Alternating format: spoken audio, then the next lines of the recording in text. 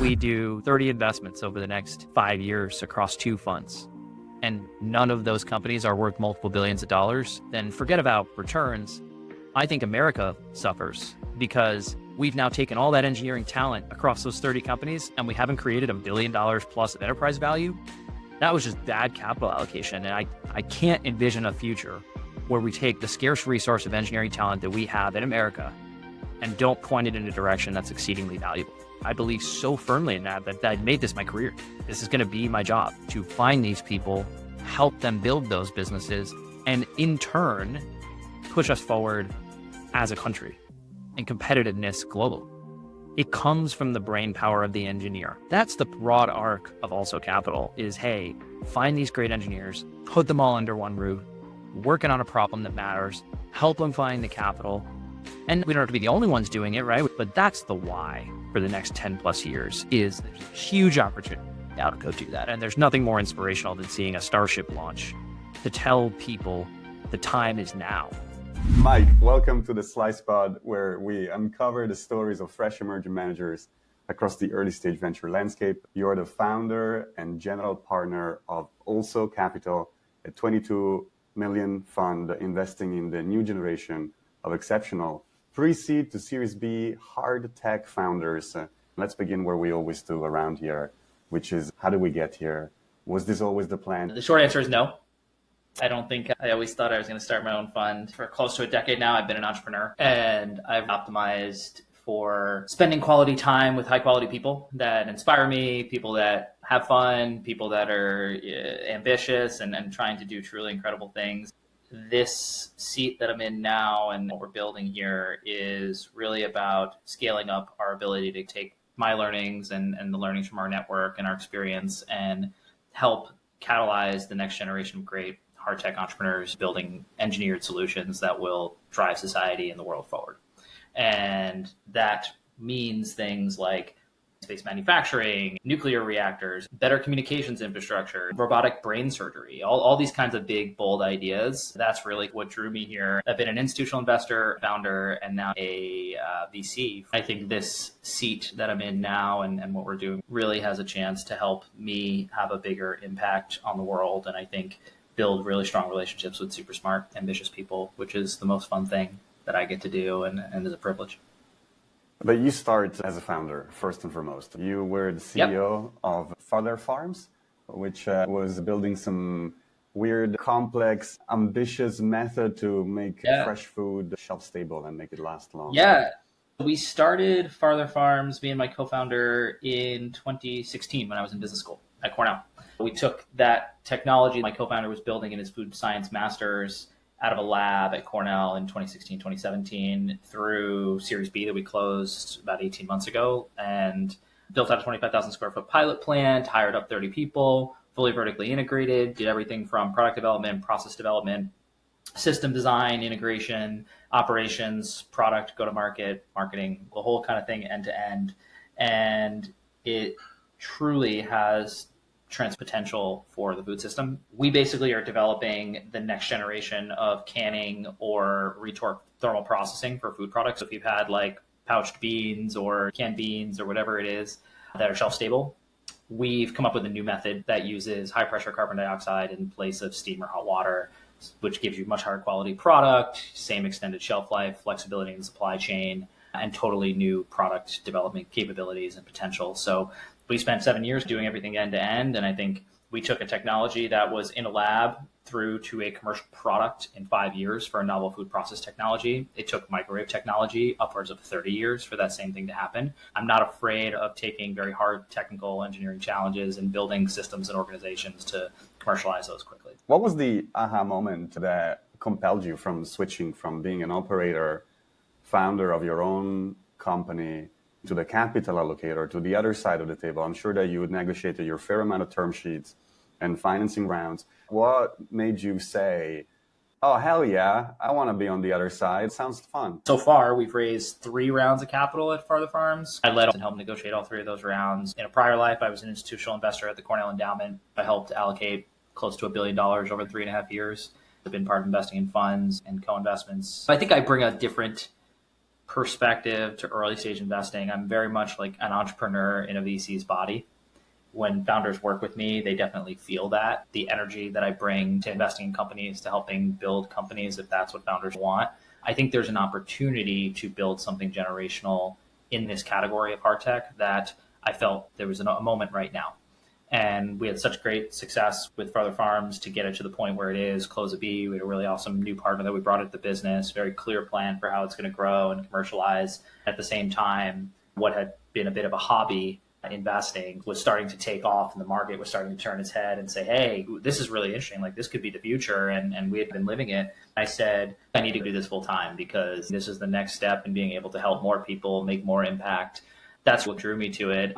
Started having conversations about raising more capital to put more dollars to work and backing those smart people that we're fortunate to have in our network, and was able to get it done a couple months ago. And now we're in a really good spot with our first fund. We've already got 6 companies in the portfolio, and building on the pre-fund track record that we have, companies like Varda, Radiant, AnySignal, and a couple others. Is there anything from that founder experience that you're taking through in your emerging manager experience as well?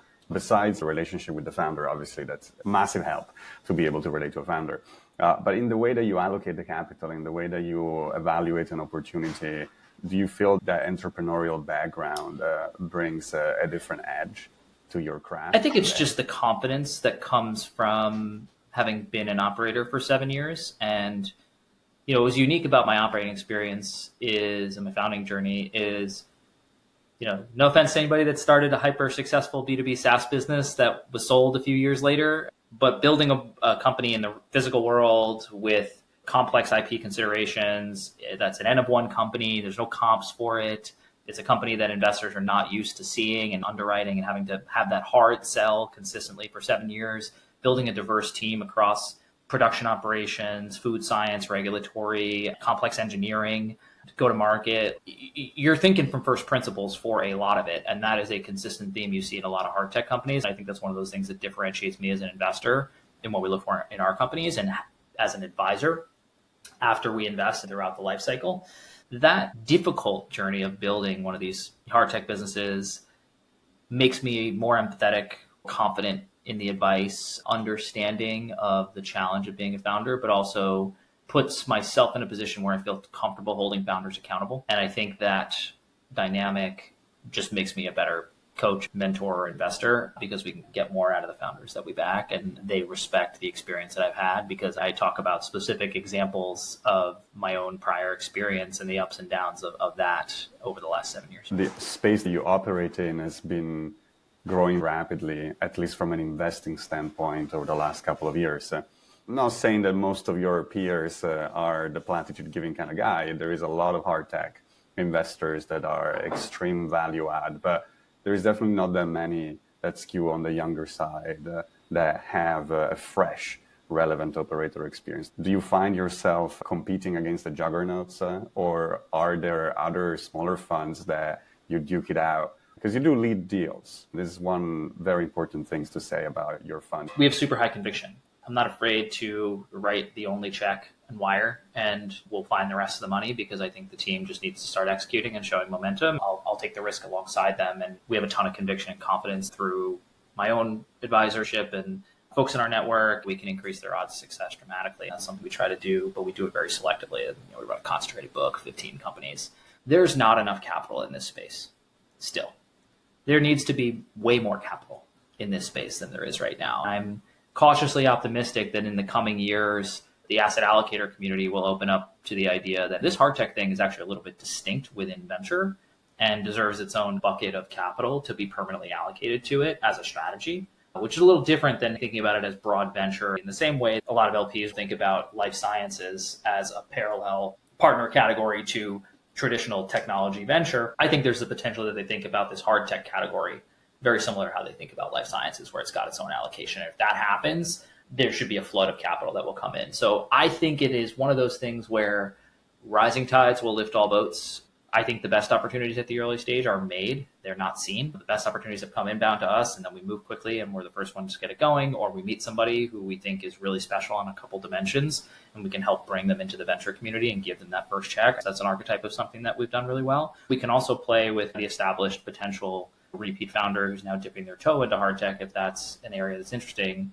So for us, I tend not to think about how do we win. I think about how do we make sure that there's enough capital so everybody can win, because the dynamic for these hard tech companies, SpaceX is a $250 billion company. Tesla's an $800 billion company. You could look at companies that are adjacent, like Illumina, very big company. Intuitive Surgical, $190 billion company. There are lots of big companies that leverage hardware and software at the intersection. If you can find one, they can compound for a while. There's a lot of room for people to win. I think that's where the market's going in this category. Look, I think the biggest reason I'm excited about what we're doing here is we can talk about the tactics, talk about the company's strategies. I generally believe that the next 10 years of innovation is going to come disproportionately from people in our network and from people that are building at the intersection of hardware and software. AI is great. It's going to do a lot for the world. I think it's going to make a lot of really awesome stuff. But you need innovation in the world of atoms. If we can catalyze capital and talent into ambitious projects using the pool of capital that we put together, that's a dream. And I think it's the right strategy. You and I have talked about this a little bit. I firmly believe that with the engineering talent we have in our network, if we do 30 investments over the next 5 years across 2 funds, and none of those companies are worth multiple billions of dollars, then forget about returns. I think America suffers because we've now taken all that engineering talent across those 30 companies and we haven't created $1 billion plus of enterprise value. That was just bad capital allocation. I can't envision a future where we take the scarce resource of engineering talent in America and don't point it in a direction that's exceedingly valuable. For me, I believe so firmly in that I've made this my career. This is going to be my job for the rest of my career, to find these people, help them build those businesses, and in turn, push us forward as a country in competitiveness globally. It comes from the brain power of the engineer. That is the root of all of that competitive advantage. Our job is to be the first domino in that. Or if the founder is the first domino, we are the second domino, however you want to look at it. That's the broad arc of Also Capital, is find these great engineers, put them all under one roof, working on a problem that matters, help them find the capital. We don't have to be the only ones doing it. We have plenty of other people we will bring around the table to help do it, or maybe other people bring us around the table for the next 10 plus years. There's a huge opportunity to go do that. There's nothing more inspirational than seeing a Starship launch to tell people the time is now. Let's go do it. That's why I'm here. That's what's exciting about this opportunity. I feel absolute privilege to be doing this, because when I look back in 20 years and my kids are in college or after college, I want them to be able to say, hey, these 8 products that we use, Dad and his friends helped build. As a father of 2 young kids, a 4-year-old and an 18-month-old, that really is what motivates you. That's why I'm doing what I'm doing. Close to half of your fund at this point, it's institutional LPs, including some pretty big names, blue chip, top tier kind of endowments and foundation, as they call them, which is rare that they commit to a fund one or an emerging managers to begin with, let alone an emerging manager within the space that you operate in, which is not that obvious as the B2B SaaS kind of enterprise strategy that we're all very familiar with. But I don't think this was from the beginning, right? I don't think that you started this fund, this raise, having 2 institutional anchors backing you. How did that pool of capital come together? Super grateful to have the support of institutional blue chip LPs this early. It speaks volumes of their conviction in what we're building and credit for the work they put in to get to yes on this. But you're right. Day one, we didn't have a bunch of blue chip LPs committing to the fund. People tend to be drawn to unique insight, conviction, authenticity, real relationship building over time, and feeling like what you're doing is differentiated. Sometimes that can take time and you just have to be patient. The best thing we did was we showed we were serious. We were closing and deploying for about a year from our first close to our final close, and doing exactly what we said we were going to do. We were finding interesting stuff. That interesting stuff was raising more capital from great partners. Those companies were getting more cachet. I think all of those things start to tell the story like, hey, this could actually be the interesting one, and this could really be an interesting opportunity to go after.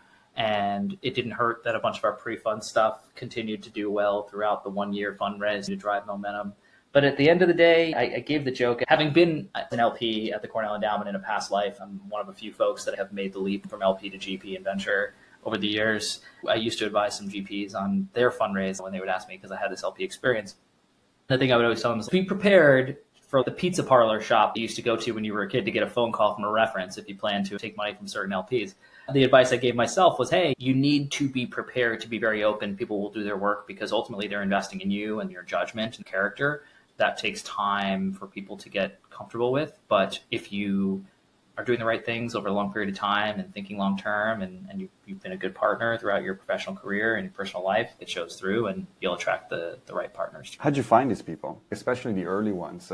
Was it just friends and colleagues? I graduated in 2011, so I've been working for 13 years now, and I've always been kind of a outgoing relationship building person, and I think those things truly do compound. I keep people updated on things that are going on in my life, and I share updates. I think I met one of my anchor LPs at a conference that I was nominated for by a friend who I met through another friend who I met from a student in a class at Cornell that I spoke at when I was an entrepreneur 6 years ago.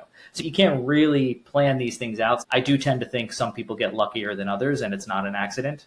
I think some people just are naturally magnetic when it comes to attracting people and creating opportunity for others. I think if you do that consistently, good things will happen over a long period of time. Do you think that your LPs with this first fund understand your strategy, the concentrated principal bets, the hands-on support? Or are they taking a bet on you, or is it a mix of both? Do you think that there is a real appetite from the LP base for managers that are a younger generation with operator background, looking in niches that are not so obvious? Or is it more the years of observing you and seeing that fire burn and being like, you know what, whatever Mike does, it's going to be fine? At the end of the day, my job is to make money for our partners and to justify the risk that they take investing in our fund.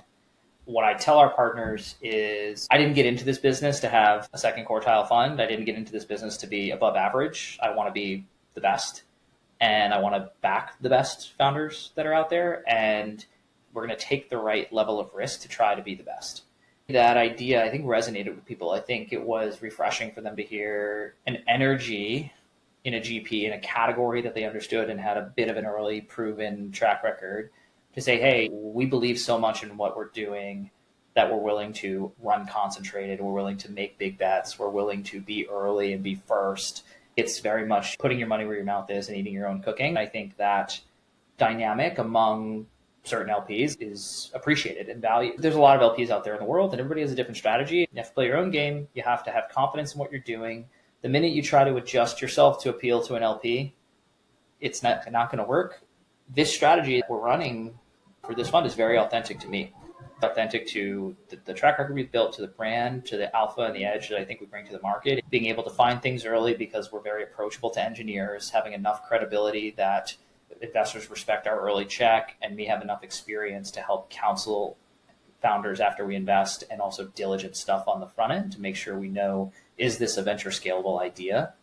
We can answer all those questions in a very unique way. As an operator, I have a bias towards wanting to spend more time and be more of an investor than a capital allocator. And our LPs, it's a mix of people that have known me for 20 plus years and people that I met 4 months ago. At the end of the day, it's about communication, building trust, setting expectations, doing what you said you're going to do over a long period of time. That's something I spent the last 7 years doing as an entrepreneur. It's something I've spent a lot of time reporting into head of private equity and CIO at a large endowment. So I know how to manage stakeholders and set expectations. And you say you like to back folks who are serious people who don't take themselves too seriously. Why is that so important? I think this game is hard. The idea that you're going to take $2 million and in 7 to 10 years create a business worth $1 billion or more, which is the base expectation for most VCs these days, it's actually insane how hard that is to do. If you're not willing to laugh at yourself and your situation along the way, you'll burn out and you won't get there. You either have it going in or you're never going to get there. Doug Bernauer is a great example. Doug Bernauer is the CEO of Radiant Nuclear. They just announced their $100 million Series C. We were the first investor in that company. Doug was one of the lead engineers on the Grasshopper project, which was the Falcon 9 reusability for SpaceX. We spent time with Doug before he even raised any money. He was very thoughtful, very pragmatic about how he was going to build a nuclear reactor. You could tell he was going to do it. He was committed. There was this dynamic where Doug was committed and confident but he wasn't serious. He didn't make you afraid. He actually instilled confidence with his own conviction and commitment. If you talk to him, he's very down to earth. He can joke around with you. He has a clear way of how he thinks about it. I think that is very inspiring for team members. It's very inspiring for investors, and it's how you actually achieve big, ambitious things. You could argue that it comes from an Elon. Just look at Elon's persona. I don't think anybody would say he takes himself too seriously, but you can bet he deals with serious things all day, every day. Where'd you find them? Do you go to the serious but not take it serious event, conference, summit, and hand out business cards? It is a small pool of people, and you can get a sense of why we want to run pretty concentrated in the fund. I don't think more shots really increases our potential of catching one of them. I think they're very much made more than they are found. At different points in the fundraising process, you tend to get back the energy that you put out into the world. We try to make ourselves very approachable to some of the best engineers out there. We try to engage founders and engineering talent in things that they are interested in and be genuinely, authentically interested in what they're doing. We try to be long-term oriented and focus on how do we build the business, but also how do we stay true to the art of the engineering that they're doing. I think that reputation just compounds among the community. Engineers talk, founders talk. It's a small network of people that are capable of building these things. The unique difference about the hard tech category versus the software category is any two kids in a garage with a computer in Palo Alto can build a multi-$100 million business with relatively little capital. In theory, there's no bent metal to do. It's just two people. The more code they write, the more iterations they go through, the more customers they talk to, the more insights they arrive at. There's no marginal cost for them to scale. It's hard to hide your new 40,000 square foot facility. People know where you are, and generally there's far in advance of revenue or very early revenue when you're doing that kind of thing. These opportunities tend to hide in plain sight, if at all.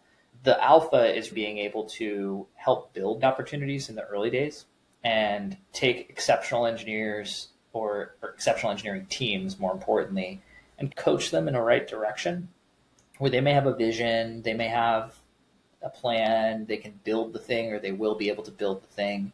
Tweaking in the early days is really helpful. Can we make sure that we raise the next round of capital? Can we make sure that we have clarity on what the business model is? How do we make sure that this has venture scale upside? You've touched on how quickly you can move writing checks to get there before the 40,000 square foot facility is built and it's under the nose of everybody else.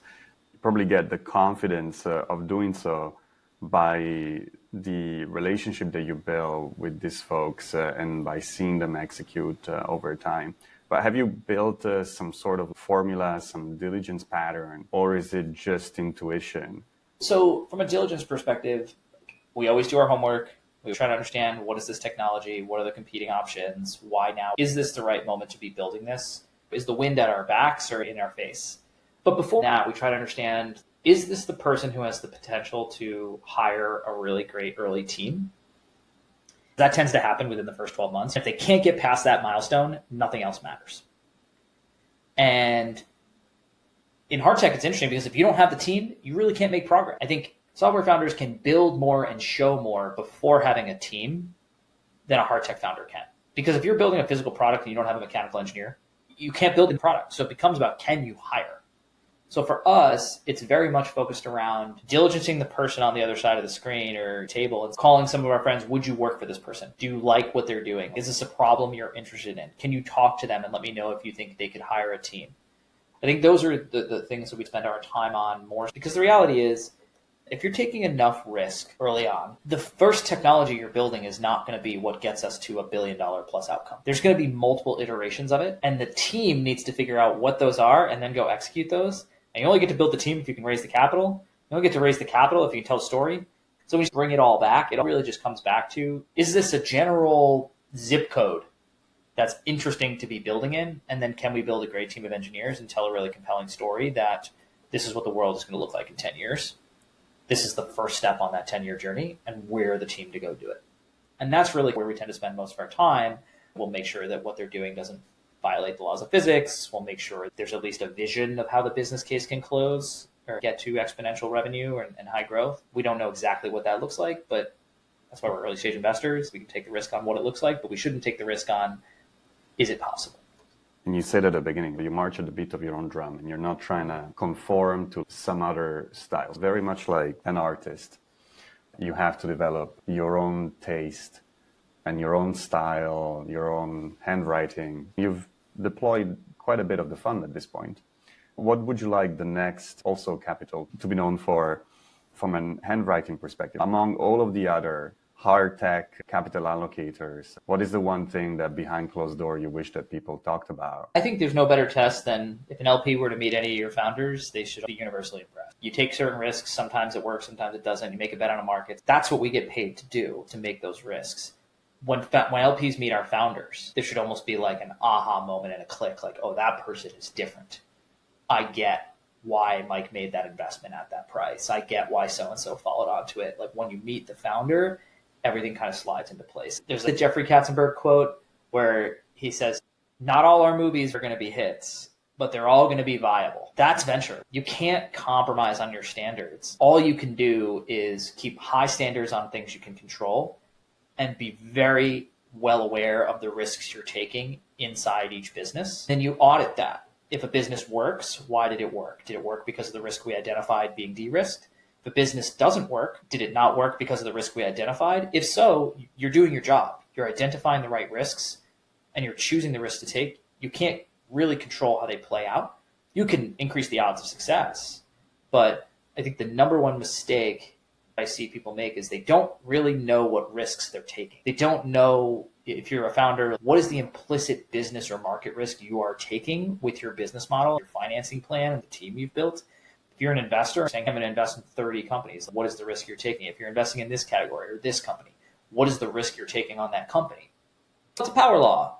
Let's invest in a lot of companies. You could be more specific than that. What is the bet this company is making about the future?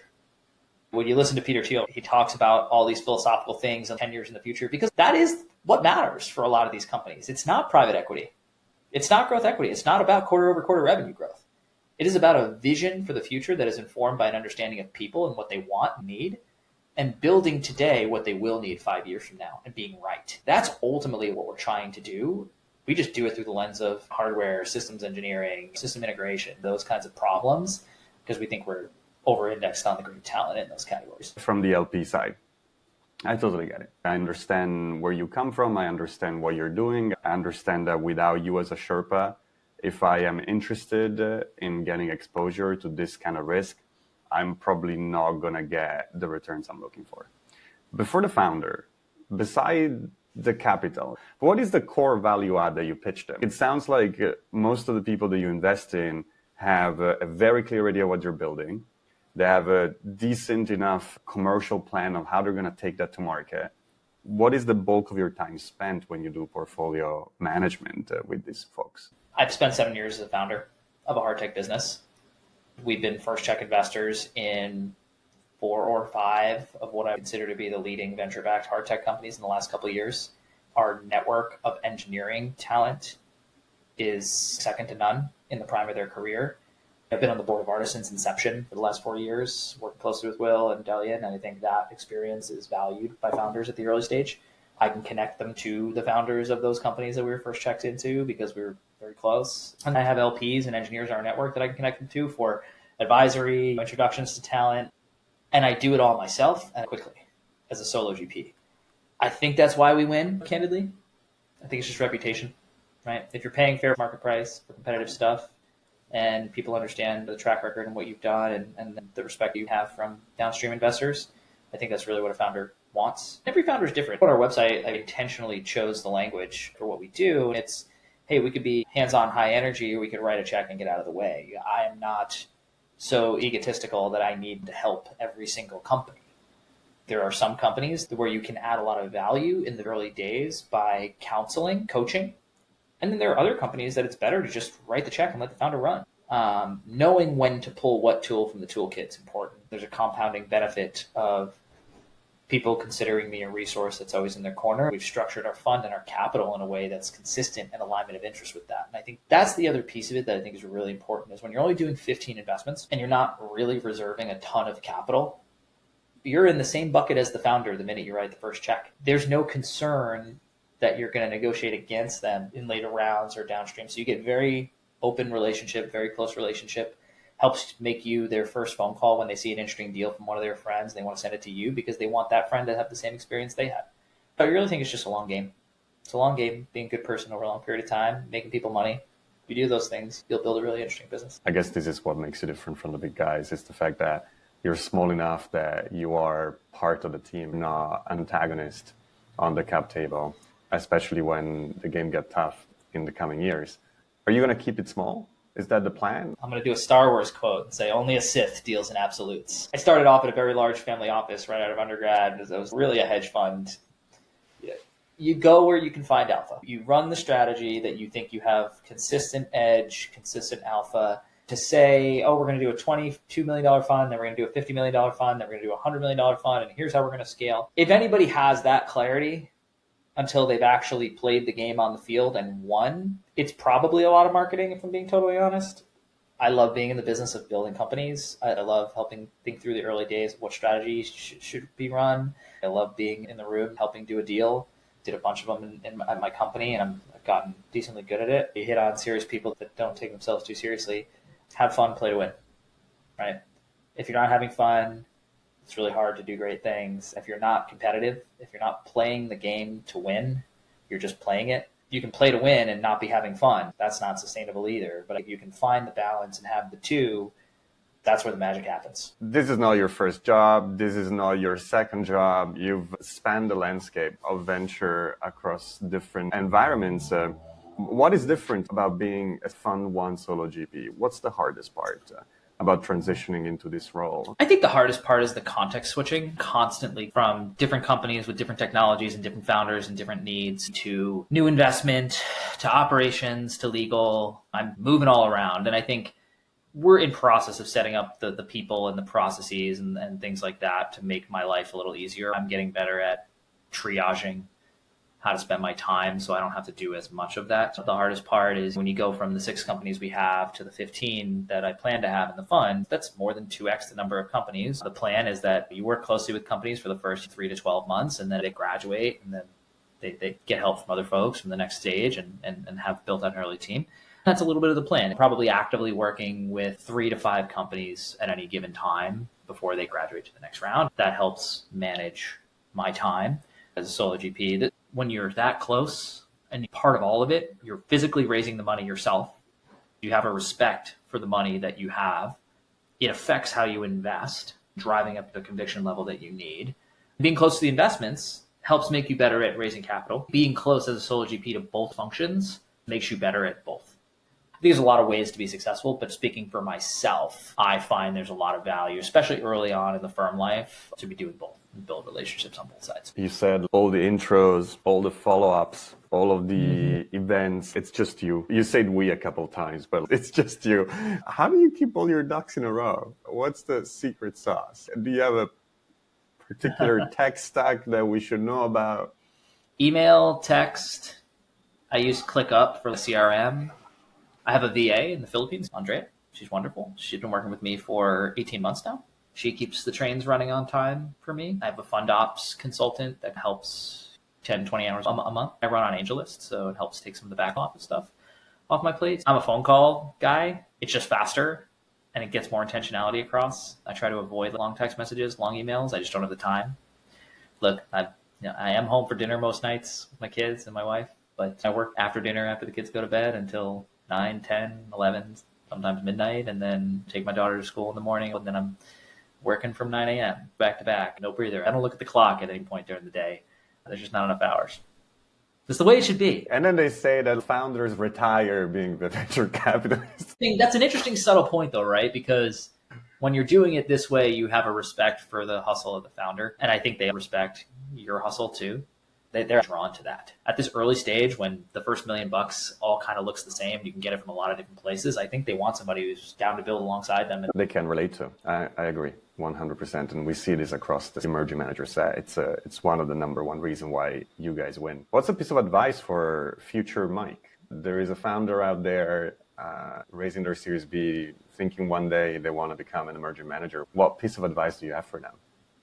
I'll give them the advice I used to give other GPs in a past life. Pitch the firm, not the fund. Too often, There's, hey, I need a bundle of money to run this strategy, versus this is why we need a new firm to exist. This is what the firm will stand for. This is the brand and the vision. And here's our first attempt at building that firm with this first fund, this size, with this strategy, with these reserves, and make it about you. I think that idea is a really important one. People understand that you're serious, that this is your business. And that is how I think about what we do. The fund is just the first vehicle capturing value we're creating. That's a mindset shift that really resonates with LPs when they see you're thinking about it from a multiple fund life perspective, but also understanding that you have to prove yourself to earn each subsequent fund. I think that's one of the things in my founding experience instilled in me. You're always proving yourself. You don't get away from that. That dynamic is tough for a lot of people to get comfortable with because you're constantly being evaluated. Every deal you do in your first fund is going to be evaluated. Every deal you do in the second fund is probably going to be evaluated pretty closely. Accept that and do the best you can do. Go win. If you don't have that attitude, this is a competitive game. Don't play. I love it. This is great. And let's say I'm an engineer about to hit it, looking for some capital to kickstart that journey, or an LP that just listened to this and is like, oh, I like this guy. I'd love to be building a relationship so that I can get in his fund too. Do they just ring you up, or what's the best way to get in touch with you? I'm super happy and grateful for our existing LP base. I understand the responsibility of what it means to manage money for people, like their hard-earned money, be it it's university or foundation or high net worth or fund of fund, whatever it may be. Take that responsibility really seriously. I want aligned LPs who understand what we're doing in terms of getting in touch with me. It's always great to come through an existing LP or a friend or somebody that I know. And that's the best way to make sure that you're in a good spot for Fund 2. I don't know if Fund 2 will be that much bigger than Fund 1. So far, things are going well in Fund 1. We'll see how things shake out for the next one. Talk about ending on a bang. Mike, thank you for joining us. This was great. Loved hearing your story, the explosive energy of your ideas and the companies that you're funding. I don't think this is going to be the last we hear of you. You will always be a welcome guest around the Slice table. You've just listened to another episode of Slice, the podcast for emerging managers. This episode was produced by me, Sunwoo, and Fabri.